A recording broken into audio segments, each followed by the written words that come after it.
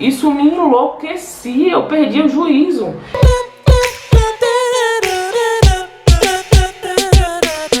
Oi, gente!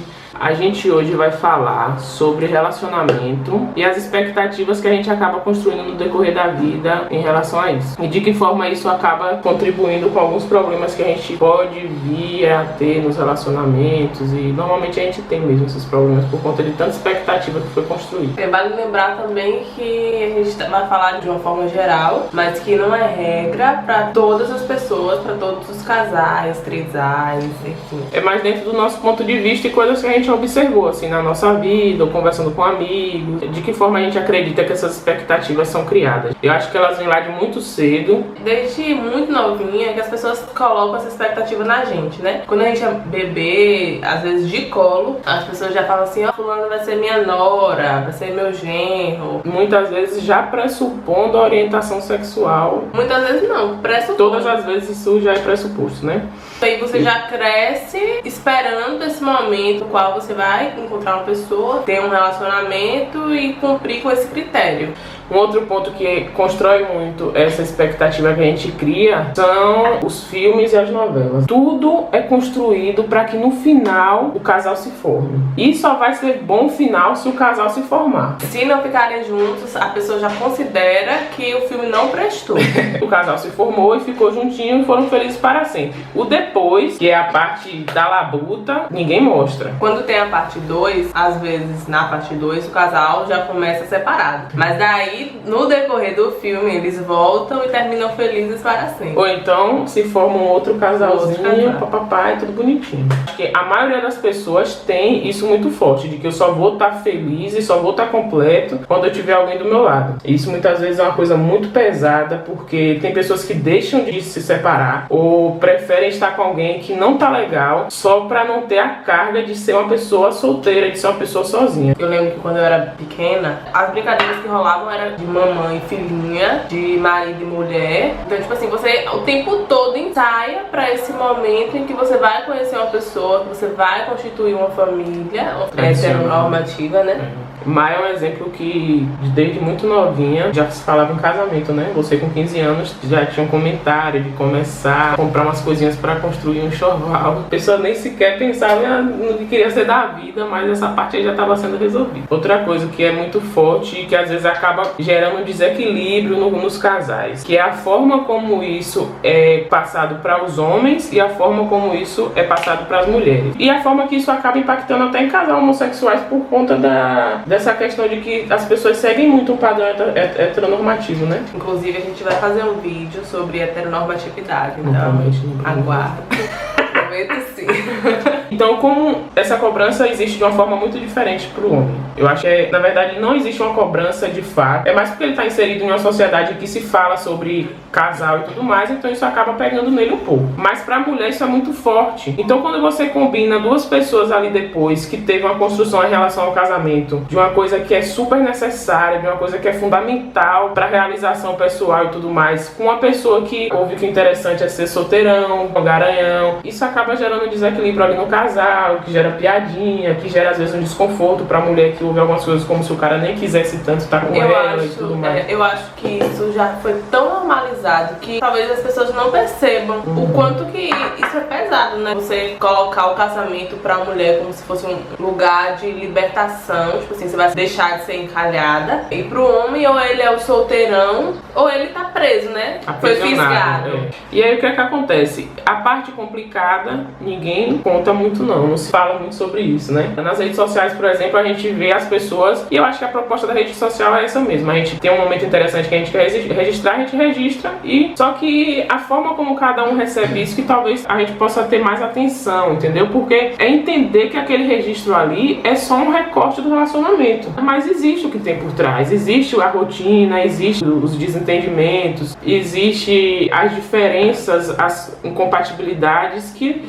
não são problemas, mas existem lá e precisam ser resolvidos, né? A gente tá falando isso pra pessoas que têm casais de redes sociais como parâmetro pra vida. Porque tem pessoas que se comparam com outros casais, com esses casais que mostram a vida nas redes sociais, enfim. E só compara com essa partezinha, né? Claro, porque o resto ele não vê. Não sabe, né? Não vê. E o que é que acontece? A gente entra no relacionamento pensando o quê? Vai ser bonzinho se eu encontrar o meu par perfeito, o meu encaixe perfeito, a tampa da panela e tudo mais, essas expressões todas que tem aí. Só que isso não existe, a tampa da panela. E ali no começo do relacionamento, tudo é muito tolerado. Porque tem a coisa também da conquista, né? Você vai se moldando ao desejo do outro. Isso. Então, assim, se você sabe que a pessoa admira pessoas inteligentes, por exemplo, você vai querer mostrar as coisas que você sabe, você vai querer falar sobre, sei lá, autores, livros e nananã. No momento da conquista é a parte boa que a gente vai botar pra fora. No momento da conquista você vai colocar aquilo que você acha que pode contribuir pra que o outro te aceite, né? Exatamente. E outra coisa, às vezes você até vê uma coisinha ruim no outro ali, mas você tá tão encantado, tão envolvido ali pela paixão e tudo mais que você vai deixando rolar. Com a esperança de que pode ser mudado com o tempo. Muita gente tem essa expectativa de que a pessoa tem essa característica que eu não gosto, mas eu vou dar um jeito, né? Isso. A pessoa se convence, tipo assim, ó, tem esse probleminha aí, mas isso aí com o tempo a gente vai mudando. E é uma mulher de verdade muda um homem, né? Isso também é uma coisa que é falado muito nele. Tem outra coisa que fala, esqueci. Tem essas histórias aí, que mulher de verdade transforma o menino em homem, que o cara vai botar a mulher no eixo, que, enfim, um monte de história que também é outro problema. Tem coisa assim que a gente evolui na relação, é óbvio, e a gente evolui porque a gente quer estar com o outro, a gente não evolui. Eu acho que a gente não evolui pro outro, a gente evolui pra gente porque a gente quer estar com o outro. Mas tem pontos da personalidade que você não vai mudar na pessoa. Uma pessoa que é mais introspectiva, não espere que você vai fazer ela ser a pessoa mais extrovertida do mundo, porque você não vai. Isso é um ponto da personalidade da pessoa que inclusive não deve ser mudado, entendeu? É entender isso. A personalidade da pessoa não deve ser mudada. Eu acho que as pessoas vão evoluir e vão se tornar pessoas melhores porque isso é natural da vida. Existem algumas renúncias e alguns esforços que a gente pode fazer para agradar o outro, mas não significa que o tempo inteiro a gente... Vai ser de renúncia. Isso. Não sei se vocês já ouviram falar sobre serial killers, como é que fala? Não sei se vocês já ouviram falar sobre serial killer, como é que fala? Amor de pessoas que se apaixonam por serial killer. Melhor. Pronto, não sei se vocês já ouviram falar de pessoas que se apaixonam por serial killer.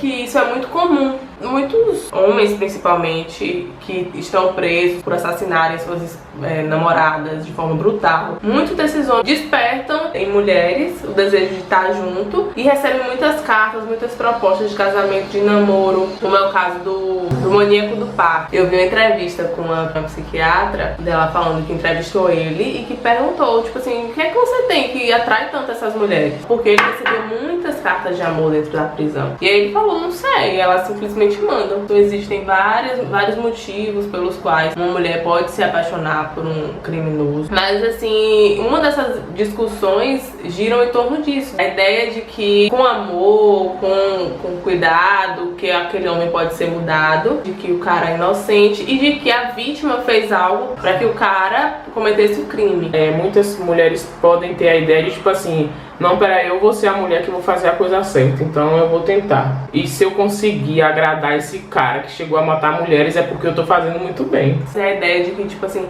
eles não receberam amor, eles não receberam afeto e por isso cometeram crime, mas que dessa vez vai ser diferente porque elas vão dar tudo isso a eles. Então assim, é uma ideia bem romântica, né? Tem uma outra questão dentro dos relacionamentos e que acaba muitas vezes gerando muita discussão e gerando muito atrito e desentendimento, é essa coisa da gente idealizar alguém e colocar essa carga, essa pressão em cima da pessoa que está do nosso lado. E aí a gente encontra alguém que não é bem assim e que é uma pessoa ótima em vários outros fatores, mas como ela não corresponde a essas expectativas que são pontos assim bem isolados e que dá para ser administrado, a gente acaba enlouquecendo a pessoa que está do nosso lado. Tem uma questão mesmo nossa, que eu sou uma pessoa muito certinha com horários, eu tenho uma necessidade insuportável de tá no horário certo nos lugares. Isso me atormenta. E Marge é uma pessoa mais tranquila. Não é que ela se atrasa, por exemplo, para coisas, trabalho, por exemplo, as coisas, mas ela já é uma pessoa mais tranquila, que vai demorando, que leva 3 horas para se arrumar. Então, quando a gente foi morar juntas, isso me enlouquecia, eu perdia o juízo.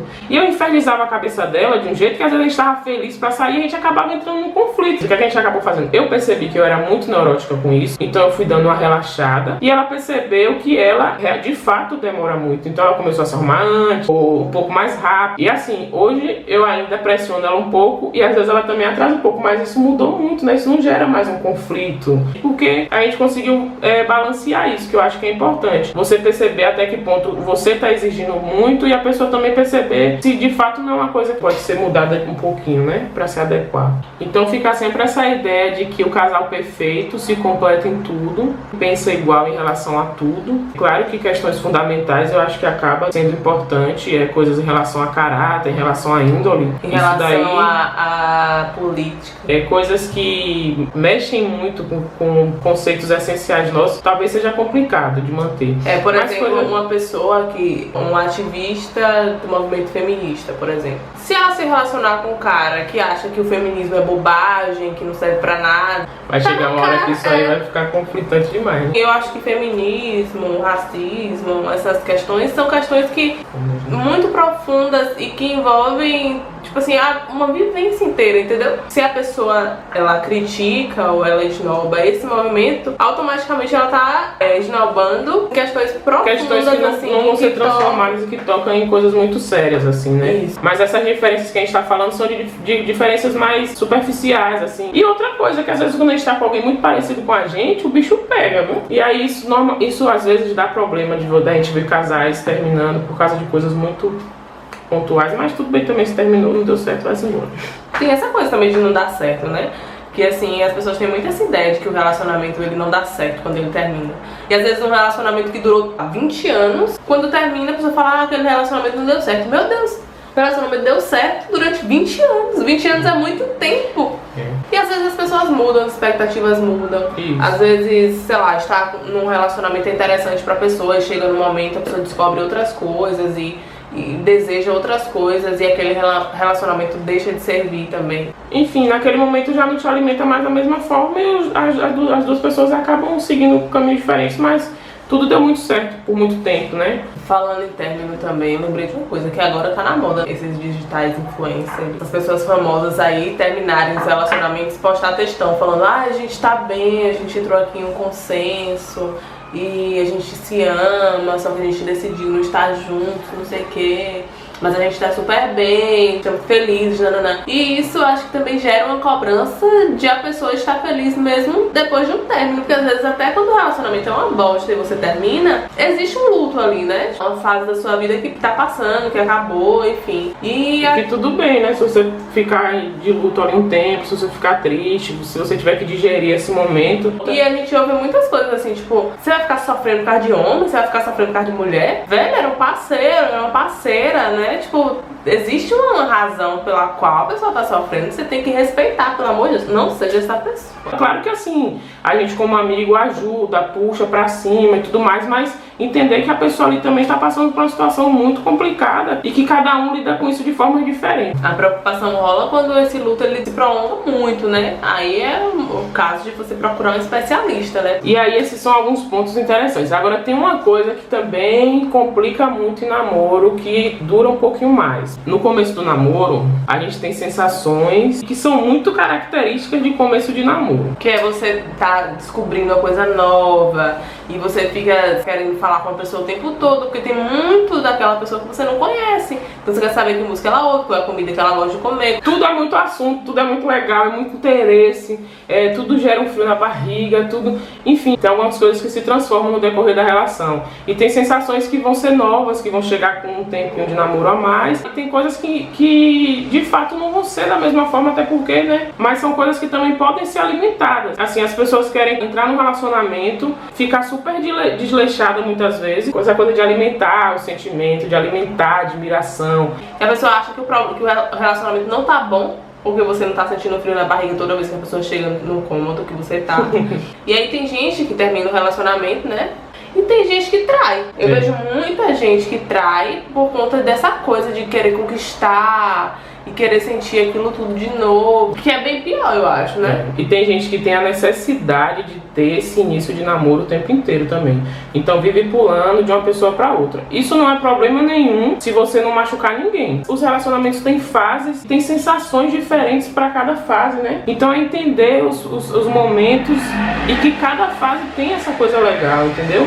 E que de fato as coisas precisam ser alimentadas. Se você desleixa, não é isso? Desleixo também não tá relacionado ao fato de você tá arrumado, né? Tipo, maquiado, cabelo penteado.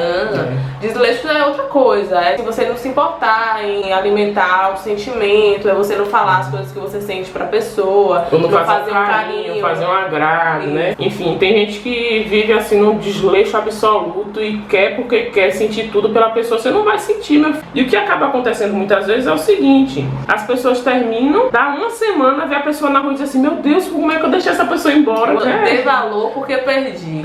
Eu tenho ódio dessa frase. Eu acho que só uma pessoa burra que tem que perder pra dar valor. Então é isso.